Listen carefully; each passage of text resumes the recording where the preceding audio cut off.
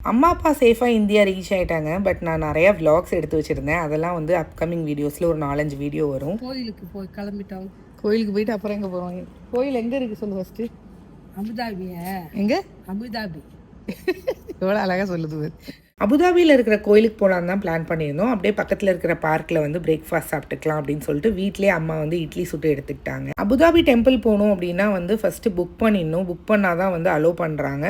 வெளியிலேருந்து பார்க்கும்போது கோயில் வந்து ரொம்ப அழகாக இருக்குது. அதில் உள்ள சிற்பங்கள் எல்லாமே அழகாக செதுக்கியிருக்காங்க. அவ்வளோ நீட் அண்ட் க்ளீனாக ரொம்ப ஸ்பேஷியஸாக கோயில் சூப்பராக இருந்தது. நீங்கள் விசிட் பண்ணது இல்லைன்னா ஒரு டைம் விசிட் பண்ணுங்கள். கீழே ஃபர்ஸ்ட் ஃப்ளோர்லேயே வந்து டெம்பிள் இருக்குது. அதை முடிச்சுட்டு செகண்ட் ஃப்ளோர் போக சொன்னாங்க. என்னை பொறுத்தவரையும் பர்சனலாக என்னோட ஒப்பீனியன் என்னன்னா, எனக்கு வந்து எந்த ஒரு கோயில்னாலும் அழகுதான், நான் அதை இல்லைன்னு சொல்ல மாட்டேன். பட் என்னை பொறுத்த வரையும் வந்து பர்துபாயில் இருக்கிற கோயில் வந்து எனக்கு ரொம்ப பிடிக்கும் பர்சனலா. அந்த கோயில் வந்து ஷிஃப்ட் பண்ணும்போது கொஞ்ச நாள் என்னால் ஏற்றுக்கவே முடியல. அதுக்கப்புறம் ஜபல் அலி கோயில் போக போக எனக்கு கொஞ்சம் செட் ஆயிடுச்சு. ஜபல் அலி கோயில் கூட ஓகே நல்லா இருக்கு அப்படின்ற மாதிரி தான் இருக்கும். பட் அதுக்காக நான் அபுதாபி கோயில் வந்து நல்லா இல்லை அப்படின்னு சொல்ல மாட்டேன். ஒரு கனெக்ஷன் வரும் பார்த்தீங்களா, அந்த கனெக்ஷன் வந்து எனக்கு வரல.